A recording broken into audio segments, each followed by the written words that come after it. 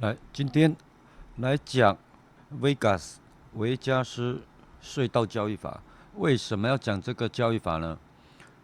因为最近可能我发了这个教学的视频啊，这个油管就推荐一些视频给我看，我刚好看到了有人在讲这种 Vegas 的隧道交易法，所以顺便来看一看啊。不管你以前有没有看过这一种所谓的维加斯交易法，都没有关系。首先，第一个，这个 Vegas 的交易法啊，它主要用的工具是 EMA，就是均线。那它所使用的均线在这里参数有12、144、288、338、什么169啦，就这些很多个啊。那一般通常去使用它的人会觉得这个太多了，然后就会把它简略变成5个参数，就5条均线。那这5条均线呢，在这里啊，首先第一件事，我发现啊，这个在介绍这种 Vegas 的交易法、隧道交易法的人，都在讲一件事情，都顺便提到了这个费波那数列，就是费氏数列了，在讲说这个144就是费波那系数里面的这个数，就这个数，然后就扯到费波那系数，因为我觉得这个有一点怪哦。那怪在哪里呢？其实后来我发现这些视频有一个共通的问题，就是他们可能都是不晓得去哪里抄到这个内容，结果抄错了。如果以前你看过的，可能你也不晓得他弄错。在这里顺便跟你讲啊，哪里搞错了呢？首先第一件事，你在讲这个 Vegas 的隧道交易法，它本来就是在利用均线。那当然这些参数哦，它使用的在讲那个概念，但是呢，后来就会有人去包装这个东西。那你包装也不要包错，把这个费波那的数列包进去，连黄金分割率这一些啦，都把它包到里面，然后把它包成这个，你看哦，这个都是黄金或者费波那系数的数列，事实上根本就不是啊。这个下方这里我列出来了啊，这个费波那系数，你从 F 等于0开始到1、2、3、4这样一直下去，你会看到从11、2、3、5、8、13，这个就是费波那系数。这中间看一下啊，第12项是144，没有错啊，第12项是144，再来这个全部都不是，也就只是因为刚好一个144跟你这个费波那系数里面第12项是同一个数字，接下来根本都不一样啊。那这个很多人哦，把这个都扯到这里面来啊，其实这个有一点扯得离太远了啊。你要学习，最好要仔细一点。人家讲错，你是不是照单全收？是不是认为这个人哦，当初在使用这个方法，那他是不是也是因为费波那这个数列的关系，所以就因为这样，所以那样？其实根本就不是哦。所以我在这里为什么今天想说顺便把这个拿出来讲？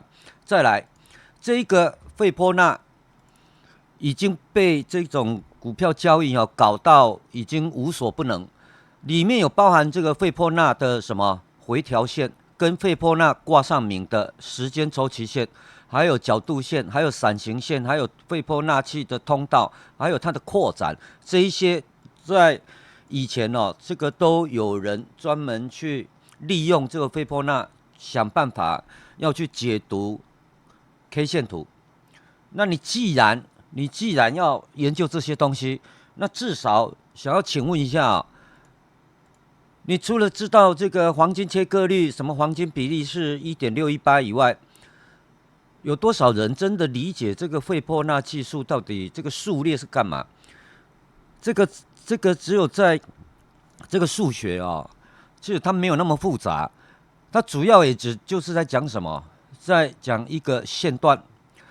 如果这是一个线段，假设简单讲是一个线段，你把它切成 A 跟 B 两部分，那么这个 A 跟 B，你在数学式上如果来讲啊，它会你这个 A 加上 B 除上这个 A， 它会等于 A 除上 B， 其实也是说 A 加 B 这个总长度去比上这个 A 这个比例啦，会等于 A 比 B 的意思，其实在表达这个意思。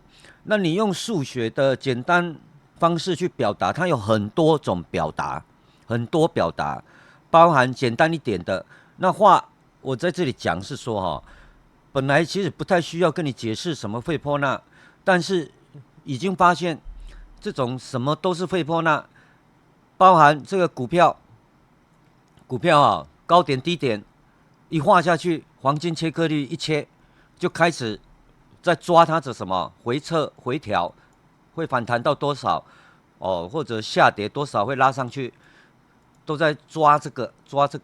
那我在这里只是要告诉你说，其实本身它只是一个数学式，这数学式有很多表达的方式，你要用 log 这个对数也可以，包含你如果学过 Python 的这个设计，Python 的程式简单就这几行也可以去计算。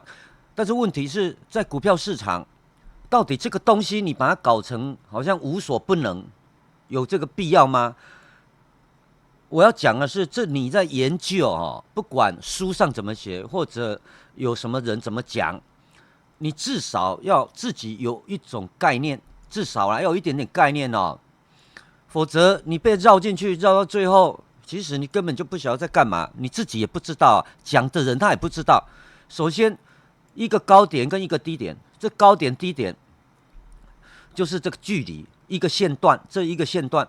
那么这个一个线段，你仔细去看哦，看好，这数学式我都把它删掉了，因为既然要讲嘛，他跟你讲这个 Vegas 的隧道交易法，又扯到费波那，又扯到黄金切割，什么都扯到这个。那我只是要告诉你说，不要再傻下去了。有些东西可以就可以，不行就是不行。高点在这里，低点在这里，这个一个线段距离，你在这个距离里面，你要晓得啊，这所谓的黄金切割，先不管它的基本原理是什么，我们也不要去管它了啦。反正这几个数字其实不止啦，还可以再加上去。这0.5就刚好在中间。那你这个线段，你可以切成几个位置？1、2、3、4、5，至少5个，其实还可以切啦。它这个计算其实还有的人可以弄到7个。那如果这个距离，听好哦，如果这个距离高低点距离是100点。等于平均下来，你将近这个0.5一半，这里剩50点。那你这个一半里面，你再切2段，大略哦，你平均20点左右，就会有一个你认为的点位。那在这个线段里面，你至少可以切出5个线段。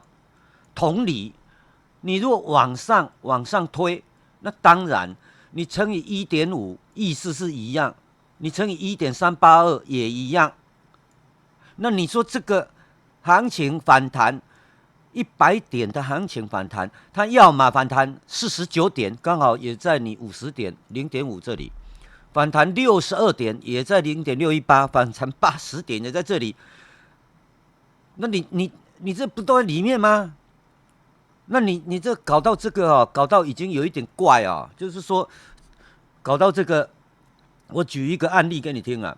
因为你在这个股票上面哦，因为已经没有东西去解释，所以没有办法，就干脆这样好了，就拿一个数学式，就跟你讲这个是很神奇的一个数学式。这其实你读过数学就知道啊，等比级数、等差数列，等这个你在。有的在国中、高中都读过啊，数学就有啦。小学有的好像现在也有一些类似的哈。那这种数学，你说它很神奇，先不要去管它神不神奇，问题是你把它搞到股票里面，你就硬要把它对到这上面来，反弹到0.5，或者反弹到0.618，或者0.809，反正它只要还没超过你的高点，都在这几个位置。超过之后，你可以继续演下去，扯不完啊，你可以扯到2.5，你也可以扯下去啊。那扯到最后，你一直在这里面绕，那这种意思是说，你在日常生活当中，就像这个在跟你讲很神奇啊，大自然都是这样，对吧？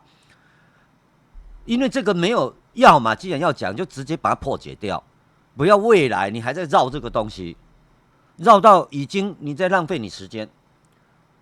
否则你说跟你讲这个惠波那什么兔子1只2只2只变4只，你是在教幼儿园的学生吗？基本上你有读到高中，应该都有这种概念哦。这里有0.5，那我问你，这个还可以拿来干嘛？你知道吗？你早上去买菜，你也可以拿这个黄金切割率去切啦，知道吗？你也可以用啊，你为什么不用？怎么用？照这种股票市场的逻辑，你可以这样用哦。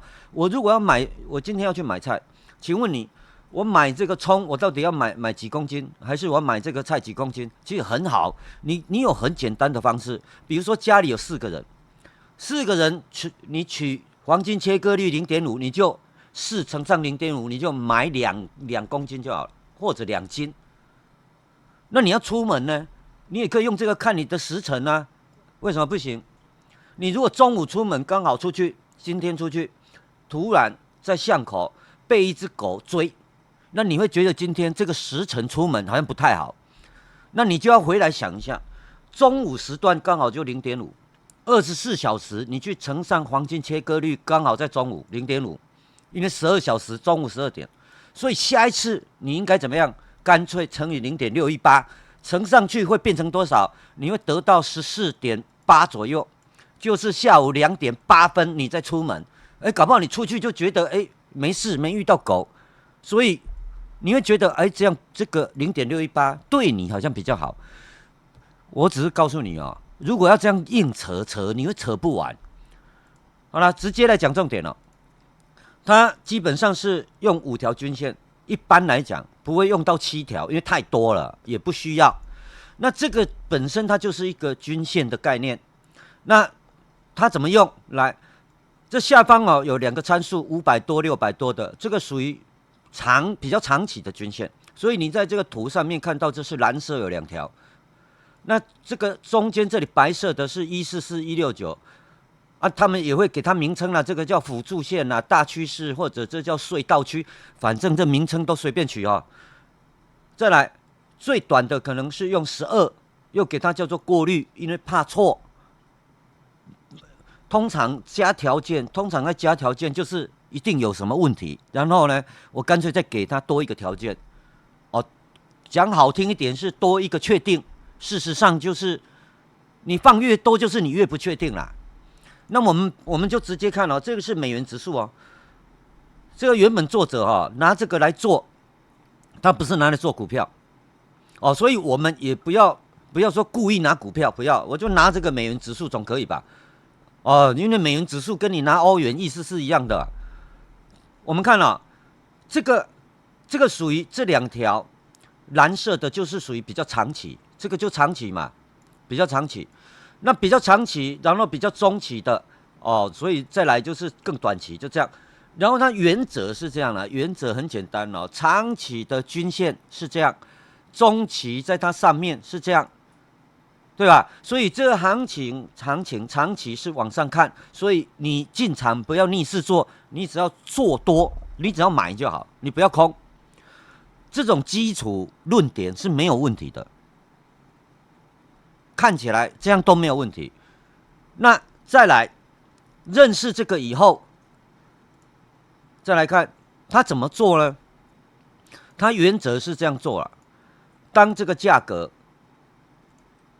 和这个就是你的 K 线跟这个12日的均线同时向上突破隧道区，指的就是144、169这2条啦，并且价格在这个长期之上，长期均线在下方，你的价格，你的这个144的中期均线都在上方，表示当然这个时间点。这个行情是往上看涨，上涨趋势，所以后市看多。那买通常就是利用这个穿过上面轨道，再去进行做多，或者说 K 线站上12日均线做多。反过来，如果价格12日均线同时跌破这个144这一条中期均线，而且价格位在长期均线之下，表示长期均线在上面，中期在下面，12日短期更下面。假设是这样排列，那么这个当然所指的就是走下跌趋势，所以它是利用这个去做简单判断。事实上，不要说5条均线，你2条均线意思也是那样，只是它把它搞成5条。那我们来看看，在这个交易里面呢，你去看所有人跟你讲，都会跟你讲，这交易没有那种所有的方法都有缺点，大家都会这样跟你讲。任何方法都没有完美的所以它会有缺点。什么时候有缺点呢？震荡行情的时候，隧道区就是这一条白色这2条跟蓝色这个，有时候它会形成均线的纠缠，反复交叉在那里纠缠来来去去，所以你会在这个时间点无法辨识到底它是要往上还往下。你做多可能也错，做空可能也错。那这个问题我们很早就有讲过，所有的你用任何的方法，只要进入到所谓的震荡行情，通常都会失灵。但是问题，震荡行情又叫做什么？盘整。一般术语叫盘整。我跟你讲是没有所谓的盘整，没有。所以这个本身在这里就已经是一种矛盾。所有人都跟你讲有所谓的盘整区，有所谓的震荡行情，那么你用任何的技术指标，要么就钝化，不然在这边纠缠。所以从纠缠又可以变出什么？有一套有人在教什么？纠缠可以变成缠论。既然要纠缠，那我把它推出一个理论出来，就越扯越远。那我是跟你讲，没有所谓的盘整，也没有所谓的震荡行情，所以这个跟书上是矛盾的。所有人都说有，我跟你讲没有。所以这个他跟你讲什么时候有缺点就这个时候。来，我们看吧，直接来看直接拿行情出来看这个美元指数日的走势这都是从现在印回去的不是又是拿什么几年前某一段给你看，不需要我们就完整去看它，大概看就知道了，大概看就好了。以这段时间来讲，这段时间美元指数这个是日这段时间它的长期走势，这个长期的绿色这2条是不是在下面，在下方嘛？中期白色的至少在它的上方。所以这个如果说这个期间你去做多，不要做空，它的原则就是只要是多头行情，我就不做空。这个说法是对的，这没有错。但是事实上，其实有时候你要进去看，道理是道理啦，你要进去看。当然你知道它是多头，你没事去空它，当然不容易赚，不是不会赚，而是不容易赚。那我为了安全，我只买可不可以？当然可以啊。但是你只买就会赚吗？那也不一定，不一定啊。你别以为在走多头反正我只买就好，那你要看你怎么买啊。我们看简单来看，我们看重要几个地方。首先，第一，这里有圈起来，这里有圈起来，这里也圈起来，这里圈起来是当时在这里白色这一条中期跌穿，跟这个长期的均线交叉，所以变成长期在上面，所以下方这一堆都是属于空头行情。从交叉之后就是这一堆。到下一次它的交叉，这里短中期又穿过蓝色的长期，所以又进入所谓的多头区间，这合理吧？这里前面叫做多头，这里叫空头，这里又叫多头，所以你在前面这里你说多头行情，我找机会买，这个没有问题。这里你找机会空，看起来也没有问题。这里找机会买也没有问题，都没有问题。但是实际上你要去看一下要看一下来。这一种所谓的在术语上叫死亡交叉，短期穿过长期，然后你如果反过来往上短期穿过长期，变成黄金交叉，因为它要走多头。那我们曾经讲过，你在交易买卖尽量不能叫你绝对不要，但是你尽量不要拿着这个死亡交叉来当成一种交易的方法，尽量不要啦。为什么？等到这里死亡交叉，你去看它的行情，其实它价格大概在这里。它死亡交叉，其实你看到的时候，它已经在这里。这个价格，它的最低点在这里。从它死亡交叉之后，再到黄金交叉，大概在这里。你说这黄金交叉，我接下去买，看起来没有问题，对，看起来没有问题。但是现在我要跟你讲的是，你要知道从它上方这里开始跌穿，这里跌穿，这里跌穿，跌穿你的中期均线，你能不能空？不能空，不能空。它要么就是等到某一天，因为还没死亡交叉以前，你都不能做空哦。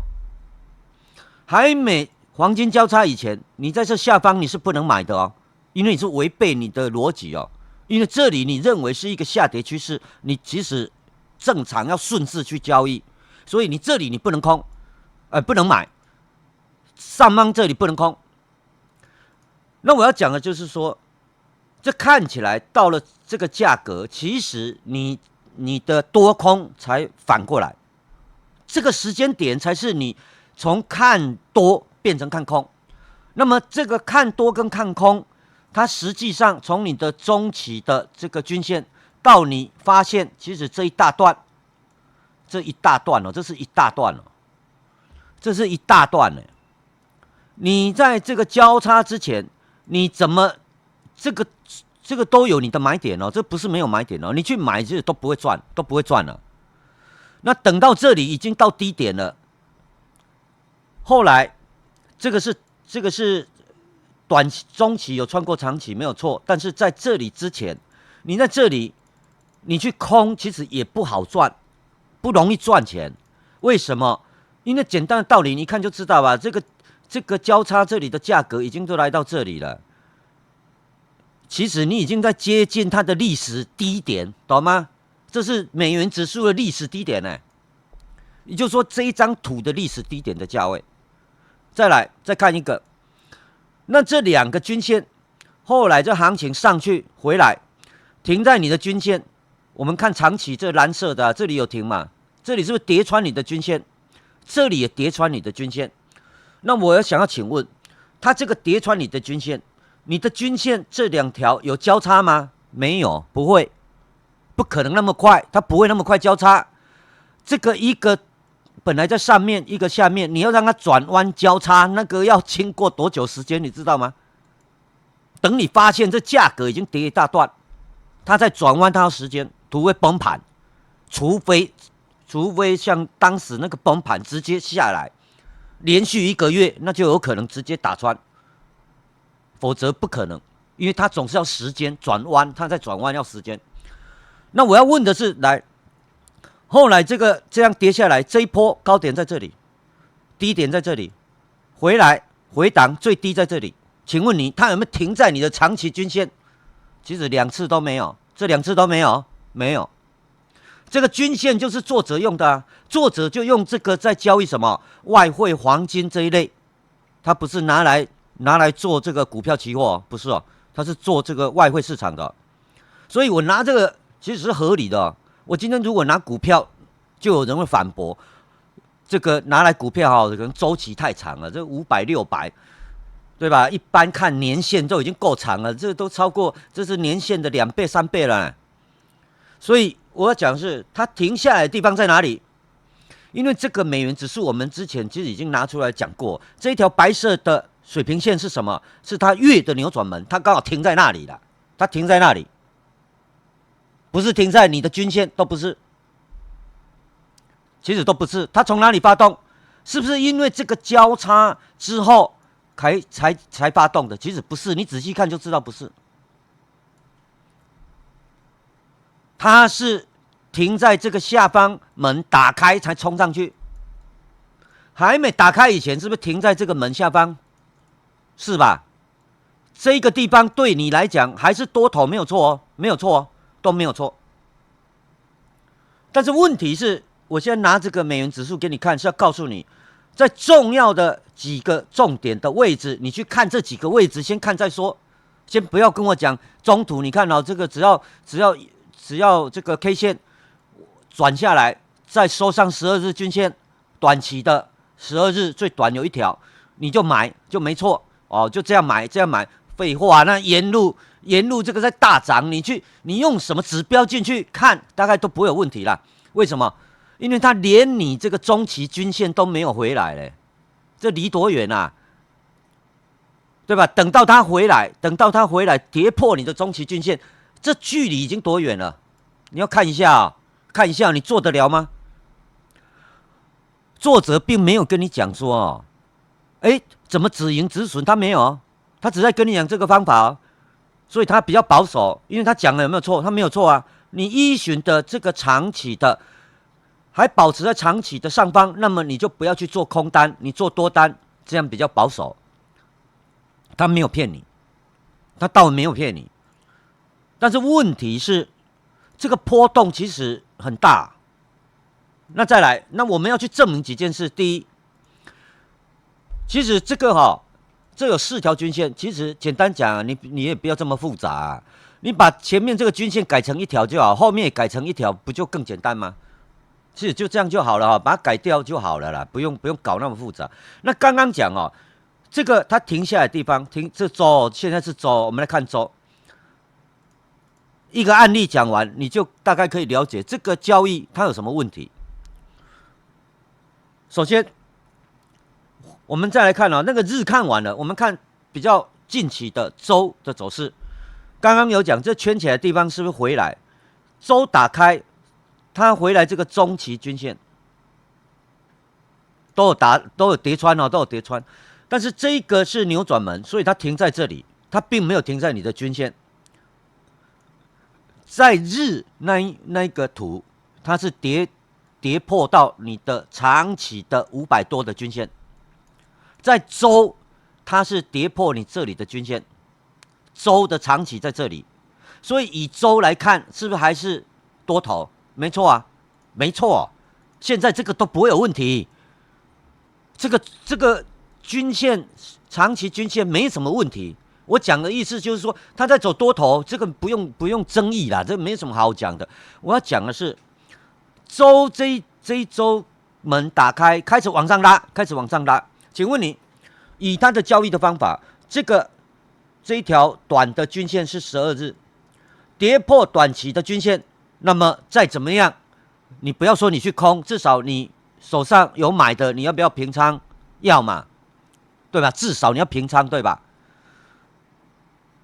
懂意思你怎么进去就怎么出来了。你看着12日均线收上去，你进去买，有一天跌破12日均线，收盘都收下去，你当然要平仓嘛。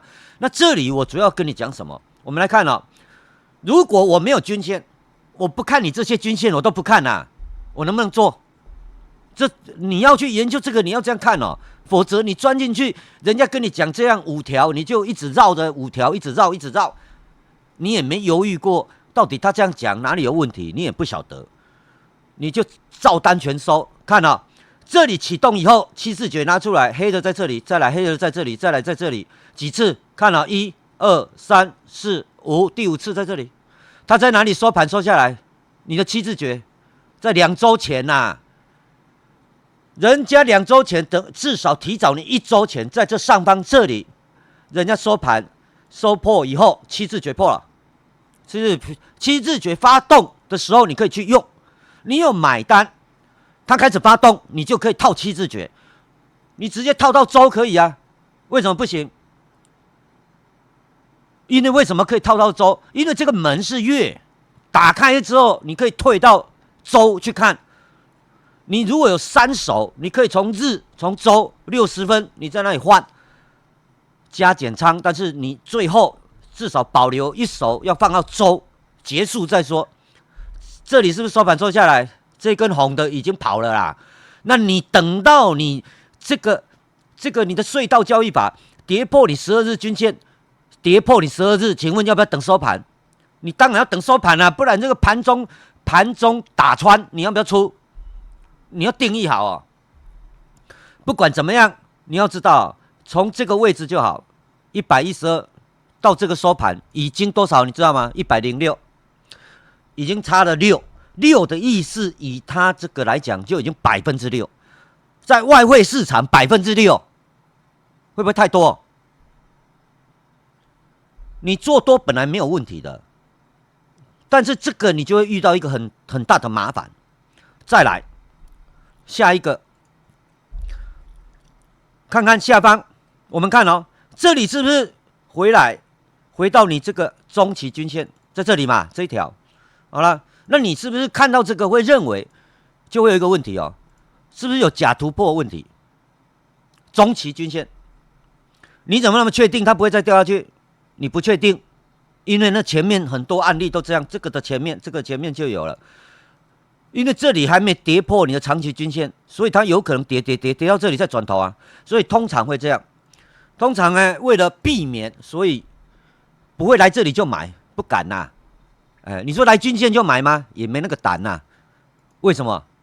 因为没有办法确定后面会不会上去，所以通常会这样做，就是跌到均线以后，如果跌破，那么等它再站上均线，我再买；站上均线，我再买，通常是这样。好了，那你在这里再站上，这里有再站上哦，你去买对吗？错，其实这是错的。它这个还在2条长期、中期以上 K 线穿过你的12日均线，那是做多讯号，这个都是看多的。这里会买，这里会不会买？也会买，这2个都错。为什么都错？我问你为什么错？你看过扭转门基础教学，你就知道你在这里买是错的。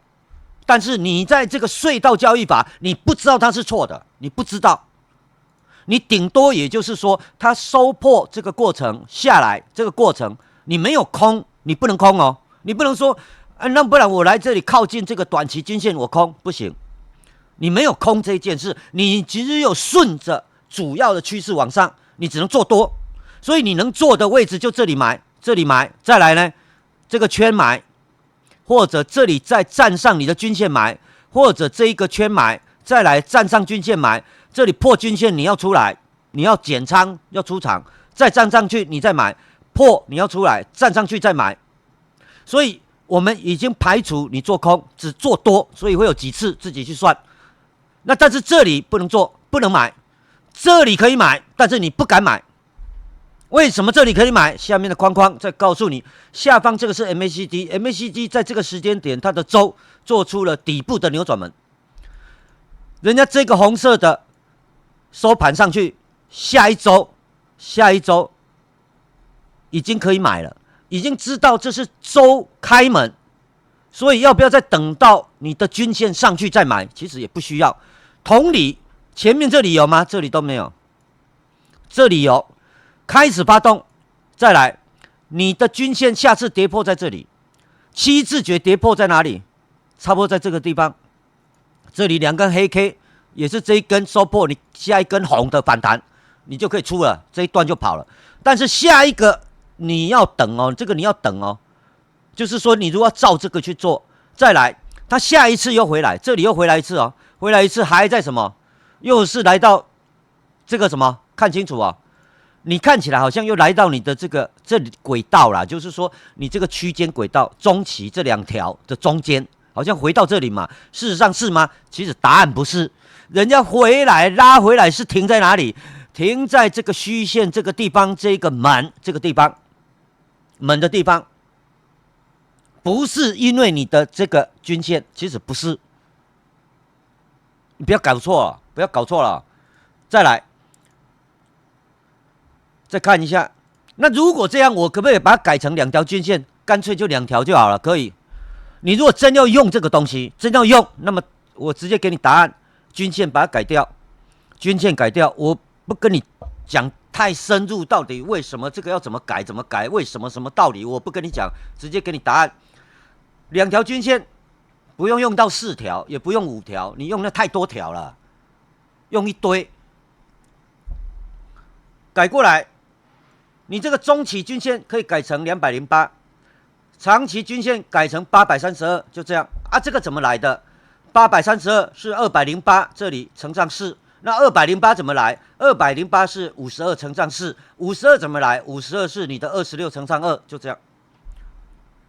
直接跟你讲啊，跟贝波纳系数一点关系都没有了，是真没有关系啦。来，改完以后再去看，我这个不是说像有人跟你讲说叫你回复哈，送你这个什么这个什么程式啊，就给你一个什么程序，然后呢，它是隧道交易的，然后怎么涂怎么画啊，然后你就这样改，不用了啦，太麻烦了啦，你就自己动手改就好了，能不能用还要电脑帮你跑。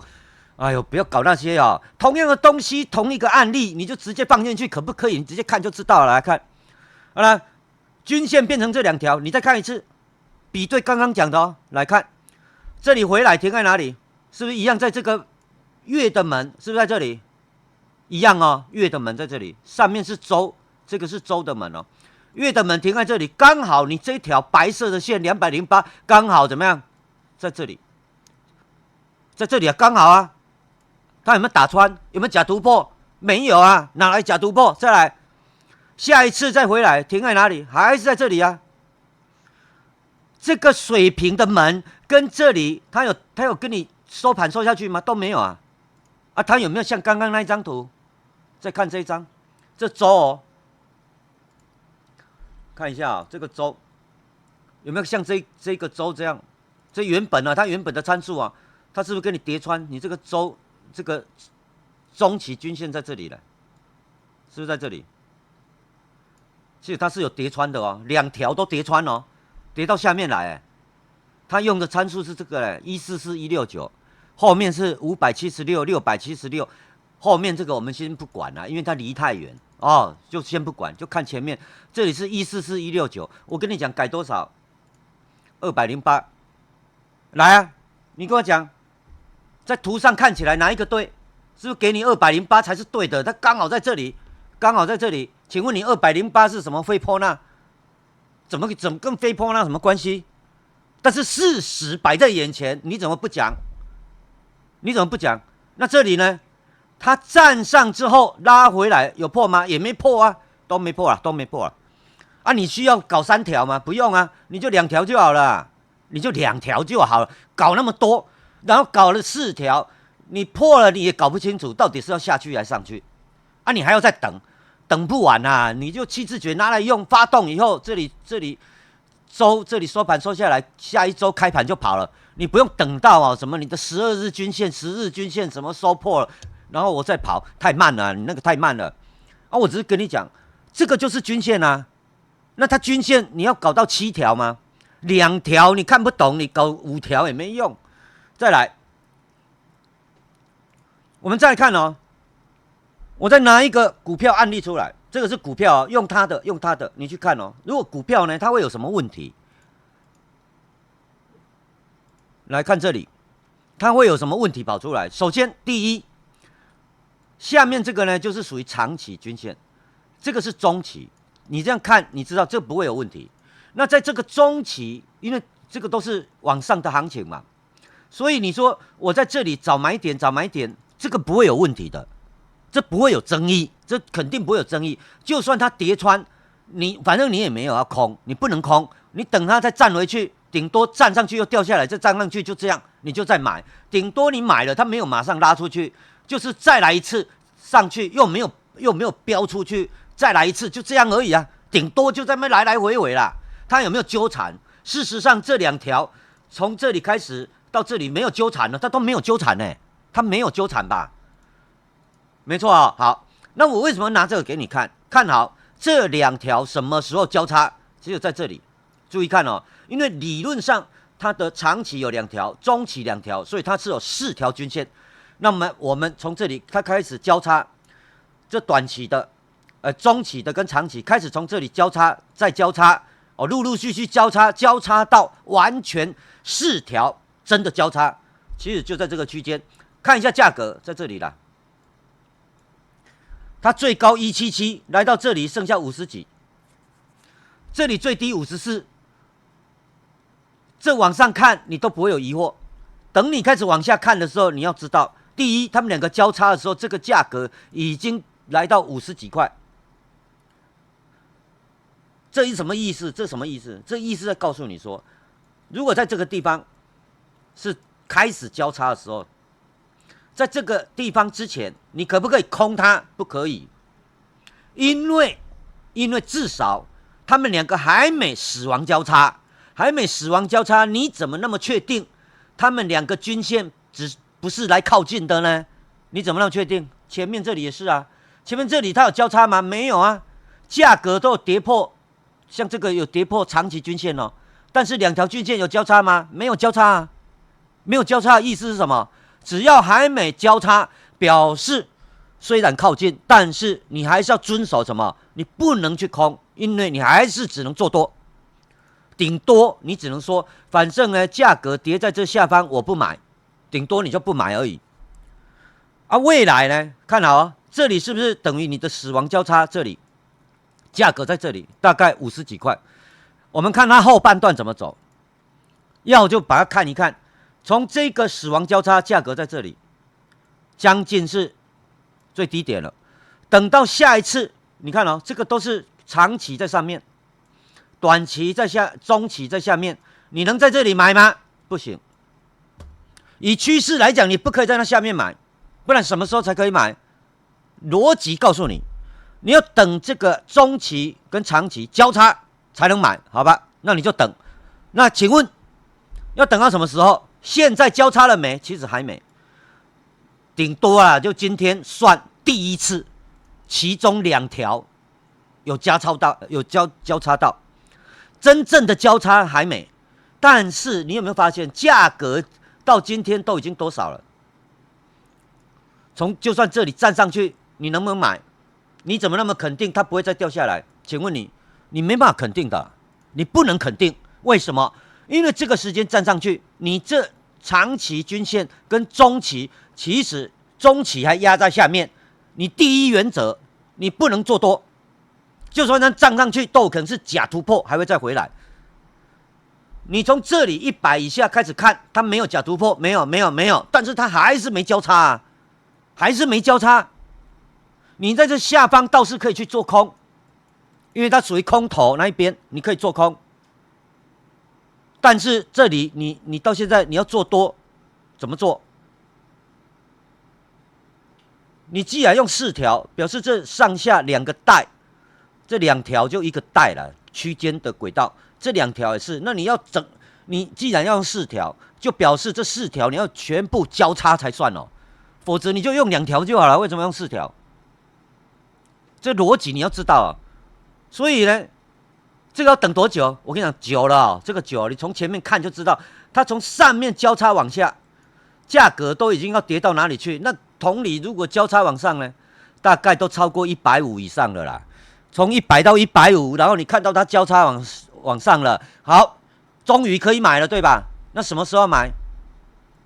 你要嘛就等它未来有一天，也许就像这样。交叉往上了，开始往上拉，有一天再回来，你这个中期均线附近跌穿收上去，你再去买。但是你要保证它不会像这样哦，跌下去再跌，跌到你这里都破了，那你也只能止损，因为到这里为止，它还没交叉还没交叉的意思就是什么？到这里它还在看什么？看涨，它不是看跌哦，它的主趋势还在看涨哦。为什么？因为这个是一个加权平均，它是加权平均。它是一个500天的加权平均，你要等到行情2个全部交叉往下，那么你这一下等可能要等多久？这里2022年的大概6月，一直到大概要等到几月？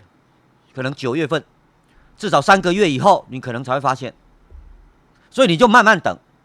但是我并没有跟你说，你在这里看，有人跟你讲，你看哦，这个只要这种现象。讲隧道交易法的都这样啊，你看到股票只要这样，那我们拉回就买就好哦，那我们就等这个 K 线这个往上突破12日短期均线就可以买。当然了，讲是这样讲啊，你买进去你风险呢？你像这里呢，你风险呢怎么守？这个都有上去有下来，有上去有下来嘞，这不是上去一路就拉嘞，没有嘞，这有上有下的嘞，这有上有下，你手前面这个低点可能都还有一点问题呢。你这个不晓得要止损几次啊？你如果乍看好像没有问题啦，但是你实际上去看是会有问题。所以为什么这个均线有人会一直调？12日又觉得太短，干脆20日，不然就30日。那你说用个100、200，有时候又太久，所以很难去调整到认为合适的地方，就是这个问题。所以这里我只跟你讲，要用这种交易法，我也没跟你说绝对不行，只是跟你讲它会出现哪些问题，你能不能解决？如果你解决不了，那你倒不如就用2条均线，勉强2条均线。最后我要给你的答案，再看这个是台指期，台指期一样套进去看，再来，你再看这个台指期。这里是长期，这一个是中期，中间这一条黄色就是最短期。我们来看哦，这看起来有点复杂，他们两个这个哪里交叉？这个上面是这样，长期是在这里才跟它交叉，这里是不是交叉点？其实这个交叉已经前面都已经来过这个最低点了。已经跌到最低点，它都还没完全交叉。这个本来是多头，对吧？你说多头有机会我就做多，这个没有问题，没有否认你这一段。但是这里开始交叉，你认为已经是空头，它就是短线穿过你的长期均线，但是事实上它真正的低点还在你前面出现。意思就是说，它开始在交叉的时候的之前，对你来讲，这个都属于空头吗？不是，但是它已经从多少，大概18000都已经跌到15000了。你的图啊，都还在告诉你这是多头，这是多头，这是多头。等到未来交叉再交叉是什么时候？在这里，表示这个交叉跟这个交叉之间，这里都属于什么？空头，这里才属于多头。那么这个多头你去看又没问题了。只要短期站上这个12日均线 K 线，那你去买，又没问题。跌破我就跑，站上我就买。当然了，因为它一路在涨，你当然没问题呀，你当然没问题呀。那在这里你又会发现，你要真的要做空，在这里之前你不能空哦。至少在这里开始交叉之前，你都不能空。从这里开始你还能空，刚好在靠近这里最低点。靠近最低点，你就算空能赚，你大概赚不到多少钱。所以并不否认这一部分在上涨这一部分，但是你不能只看这一部分，因为它这个包含在这个往下跌的过程，跌到这里，整个都跌穿你的长期。事实上，这2条都还没交叉，所以你根本就没有把握去判断它是不是在走空头，你没办法，你只能说啊，保持在中期的均线以下。所以呢，干脆了，我就用中期来看我的多空。那你只要不矛盾就好了，你可以啊。但是在这里要告诉你真正原因，你看哦，这个是不是在那里纠缠？这个是不是4条？我只画2条给你看哦。如果4条上去，那个更纠缠。这是在那绕，交叉往下，死亡交叉，再交叉往上。但是你要晓得哦，这个我们曾经拿过，再跟你讲说，这里有一条水平线的。这个粉红色，当初这台指期哦，拉回来是不是停在这里？它停在这里哦，它不是真的停在你这个交叉纠缠的均线呢，它不是它早就跌破你均线了，看清楚，看清楚，它真正停在这里啊，这里是什么？当初跟你讲过，这是台指期日在当时这里的扭转门，跟美元指数其实是同一个道理，但是此时此刻，你看到他们在这里纠缠不清，拉回来还跌破你4条均线，你敢买？你怎么敢买啦？你怎么买？你凭什么买？后面发动拉上去，只要4个人都可以看见，已经不需要你的均线了。我还要你均线干嘛？我也不需要你均线啊，我没有均线，难道我看不出来它在涨吗？啊，这里有均线，你看得懂吗？你反而看不懂，因为它在这里绕来绕去， 4条均线介入到所谓的这边到底都跌下去，这边空头，再来介于长短之间又是多头又是空头，你会夹在中间。它真正要拉上去，你知不知道为什么？不知道，你根本不知道，你真不知道。因为为什么你一定不知道？这里要交叉死亡交叉之前，你都搞不太清楚，你只是看到眼睁睁它在跌，它在跌，它在一直跌。你的均线这4条来到创最低点的时候，它才交叉。你到这时候才能确定啊，中期穿过短期往下走入空头，人家要结束了，人家结束啊。这里你敢去买吗？你的短期是到这里才穿过去呢，你的短期穿过长期大概在这里，这个时间点你买什么？